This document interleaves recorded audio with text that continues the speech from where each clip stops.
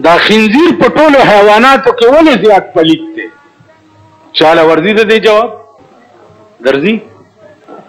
خنزیر په تمامو پلیتو کې د خنزیر نه زیات پلیت بل څه شی نشته. دا ولې؟ ځکه چې خنزیر بې غیرته دی. بې غیرته څنګه دی؟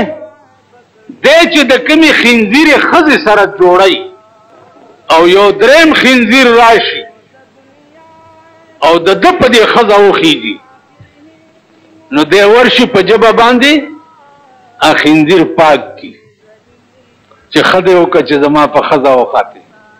وایي په ایمان په پاکستان کې دا شته که نه؟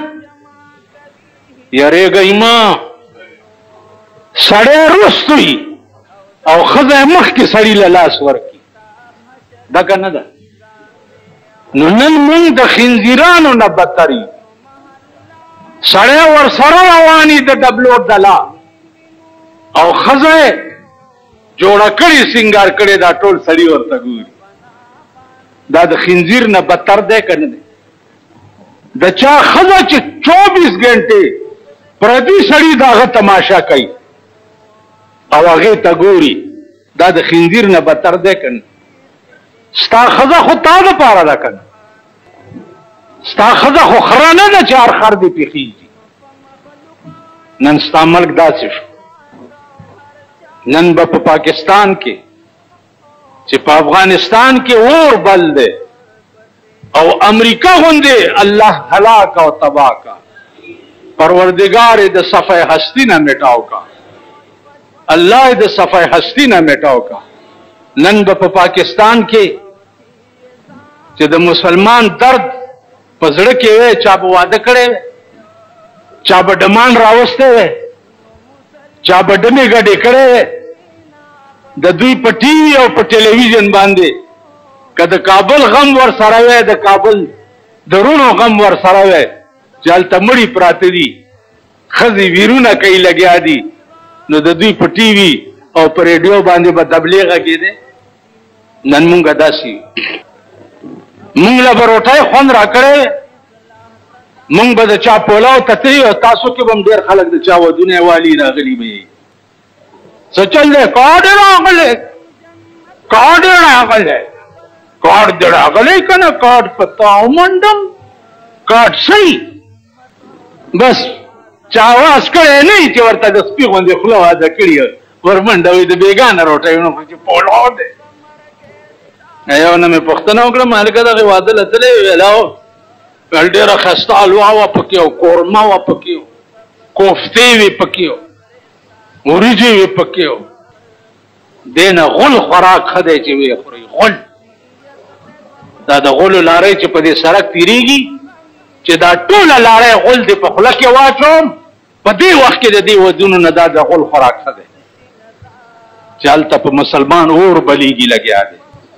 2 لکه هایټ باندې جهازونه پې راځي او بمباري پې کېږي او نن ته دلته پولاونو ته ناست دی. تا خدای هلاک که چې هلاک شي.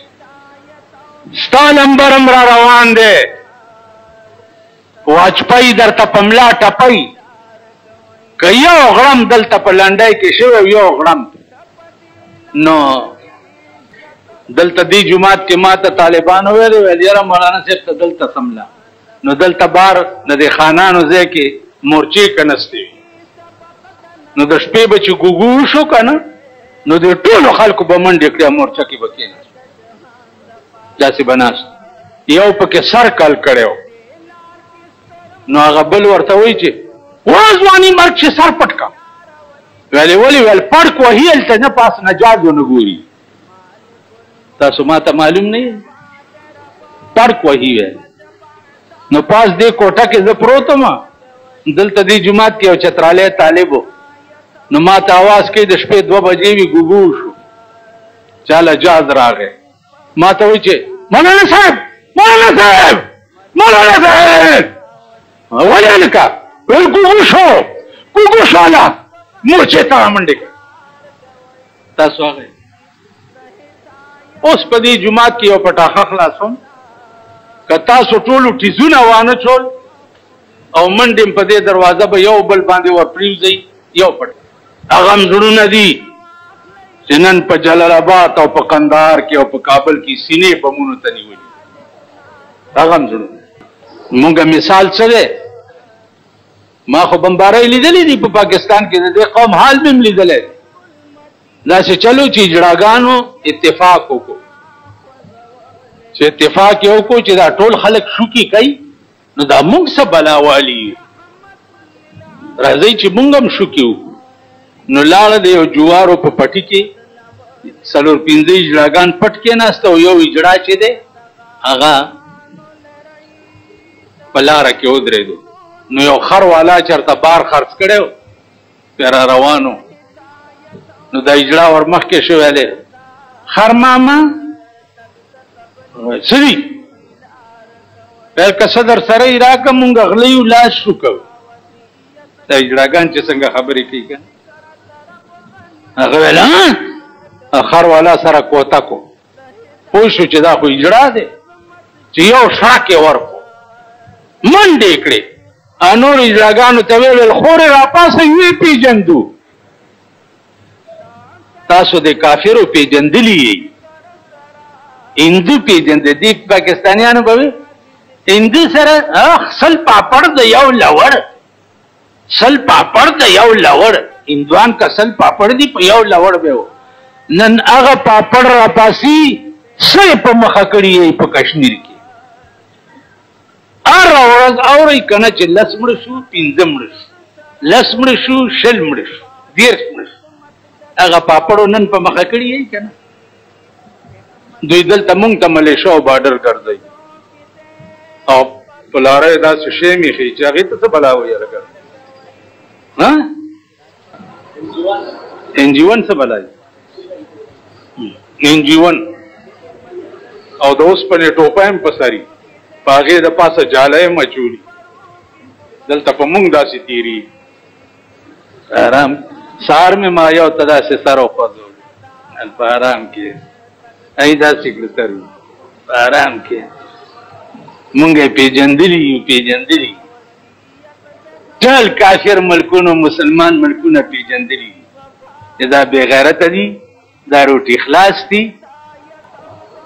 دی د تورې نه دي لاړه هغه خلک او وہ دن ہوا ہوئے کہ پسینہ گلاب تھا وہ دن ہوا ہوئے کہ پسینہ گلاب تھا اب عطر بھی ملو تو محبت کی بو نہیں وہ یغور دلاڑی چخولے بد عشر اند بوئی کولو اس کا عطر مگی ام دمینی بوئی تے ناراض ختم انسان معنا دا ده چې یو بل سره مانوس وي د یو بل علاج وي په یو بل قربان وي تاسو وایئ په ایمان چې ستا ضرور په کور کې مړی شوی نو ته به خپل کور کې ډولکی وغږې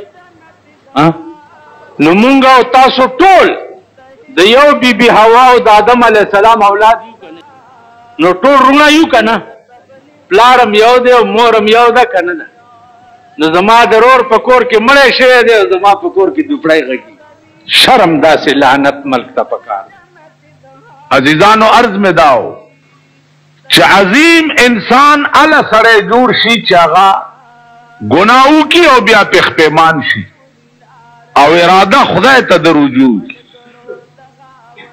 دې ځای باندې دا یو اعتراض دی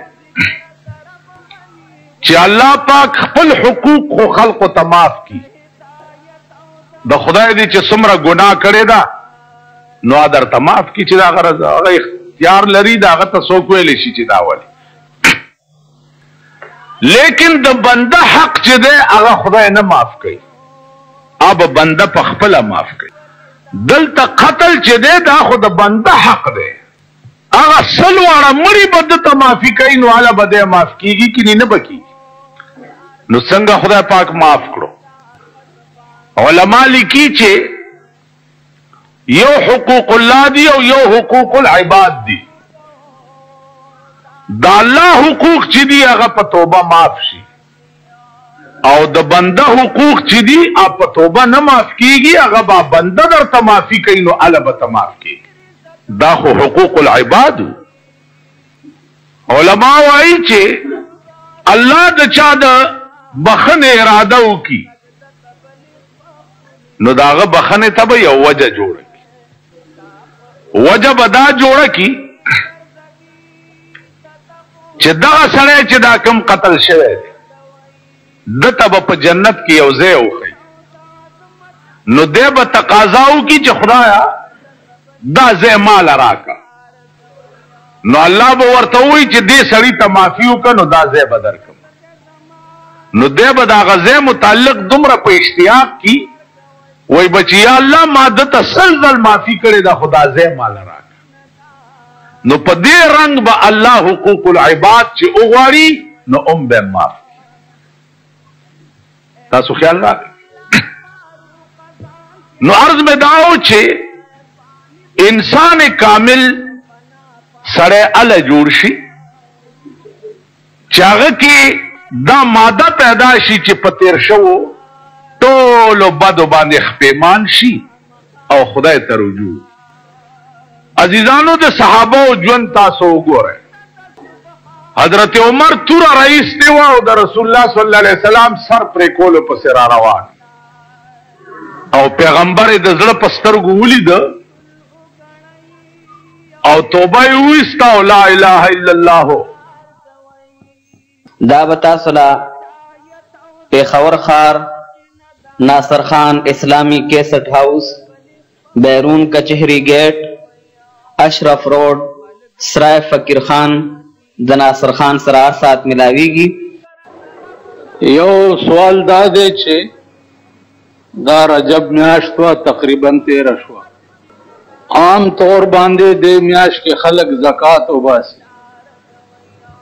او زکات چې دی هغه په چا باندې کیږي؟ نو زکات د پاره نصاب چې دی هغه 6.5 روپۍ دي. 6.5 روپۍ چې چا سره نغدي وي او د ټولو ضرورتونو نه بچت پاغه باندې کال تیر شي نو هغه کې به بیا 2.5% زکات ورکړي.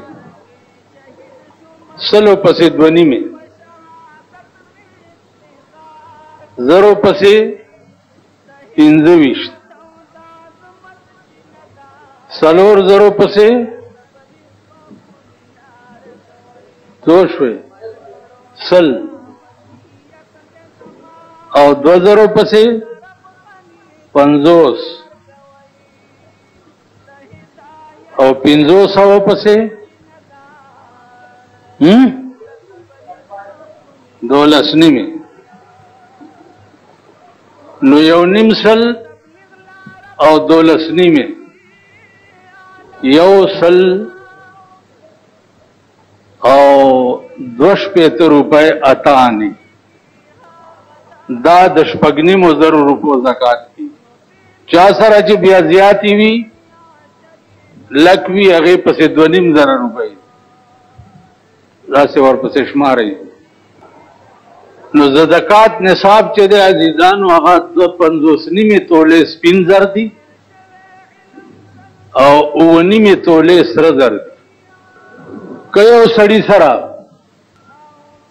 نقد نصاب هم وي او بیا 1 توله سپین زری نو هم دا باغې سره یو ځای کوي او 1 توله سره زر وي نو دا به هغې سره یو ځای کوي او حساب به لګي او 2.5% په حساب به ورکوي. دا د زکات د سوال کوونکي جواب. دویمه خبر عزیزانو دا ده چې اوس که په ریډیو باندې اوري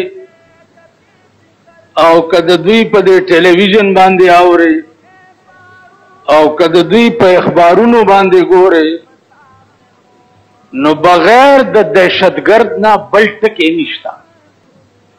دهشتګرد دی او دهشتګرد دی، دهشتګرد دی او دهشتګرد دی، د دوی مطلب دا دی چې دهشتګرد هغه سړی ته وایي چې هغه بې ګناه یو سړی مړ کړي. تاسو په ایمان ووایئ چې نن پر روی زمین باندې د امریکې نه لوی دهشتګرد بل څوک دی او د هغې نه لوی ذلیل او ظالم ملک بل څوک. دهشتګرد خو دا معنا ده چې بې ګناه سړی وجل کنه. نو کابل کم ظلم امریکې سره کړی دی؟ امریکا خو دی یا عدالتن یا په دوه کسو کې ثابته کی چې افغانستان په امریکا کې یو چرګه مړه کړي او نن هره ورځ لس زل بمبارۍ په قندهار او په افغانستان او په جلال آباد باندې لس زله بمبارۍ کی او بے گناہ ماشومان زنانا سپینګيري دا پکې مړ کی. نو الله پاک دې دا مسلمان ملکونه په خبر ګستر ګوړاندې کی چې پټه پوکی او نظر نه لګي. نن دا ټول خاموش دي او دا نه وایي چې ته د دهشتګردۍ نوم ملې نو ظالمه تا نه لوی دهشتګرد بل څوک دی. او بیا بې ګناه یو سړی مړ کول دا د قرآن فیصله ده چې ومن یقتل مؤمنا متعمدا فجزاؤه جهنم خالدا فيها. چا چې یو مسلمان بے گناہ قتل کړو نو د دې سزا به صحیح د دې سزا به جهنم وي او جهنم به څنګه خالدا فيها ټول عمر به په جهنم کې پروت. بیا دا د قرآن نه ثابته ده چې من احیاها فکأنما احیا الناس جميعا من قتلها فکأنما قتل الناس جميعا. چا چې یو مسلمان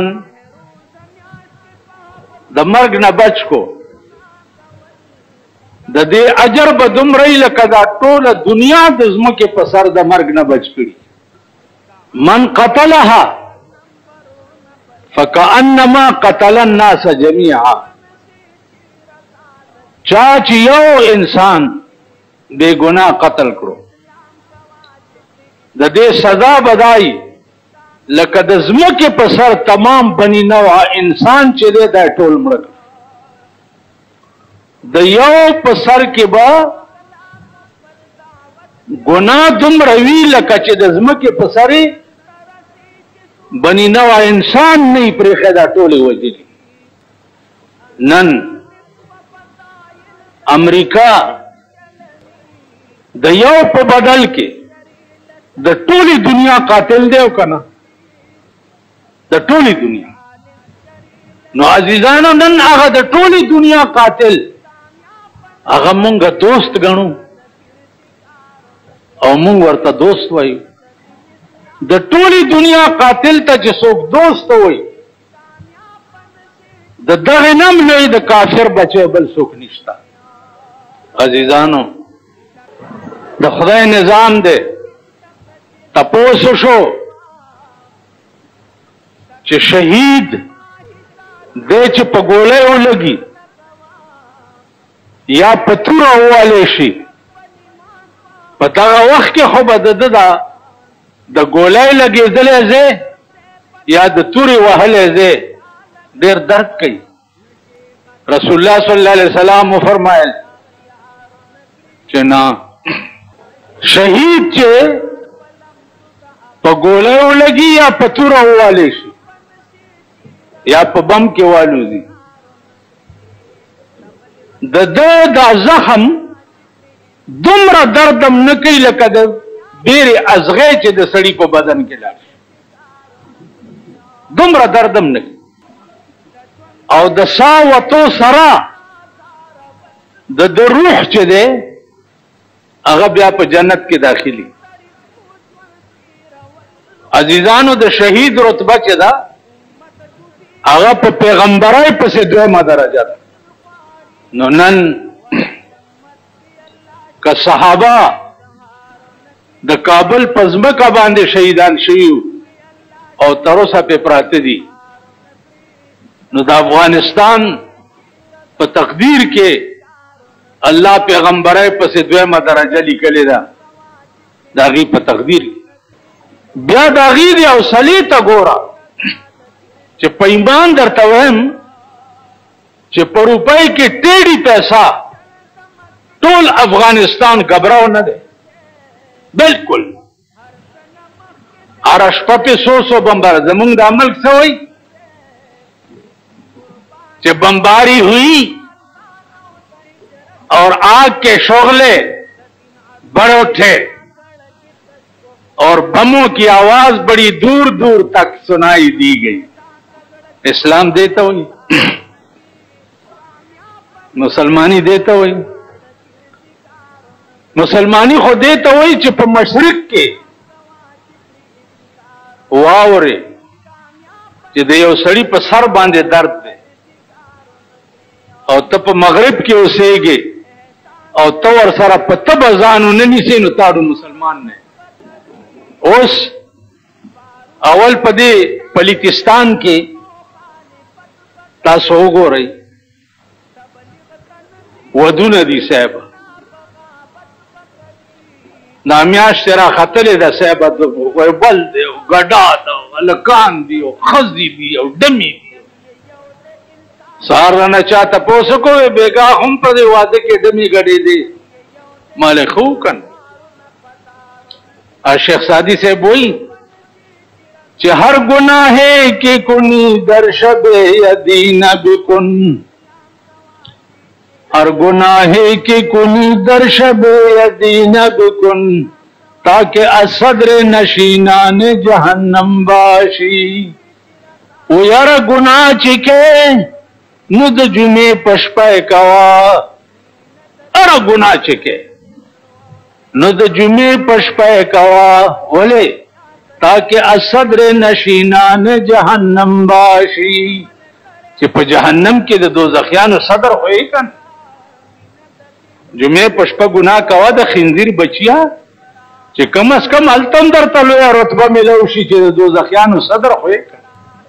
زه خو ګورم دا قوم ودونو ته روان دي او د ګلونو هغه ګنټې په کاغذ کې توکړې اخیستي وو. دا بني ادم دي. رحمان بابا وای که ظاهر میں د سړو دي زه سکړما، که ظاهر میں د سړو دي زه سکړما، په معنا کې د چارپایو په حساب یم. که ظاهر میں شکل د سړی دی خو زه په معنا کې سپی یم. مونږ معنوي سپی خریو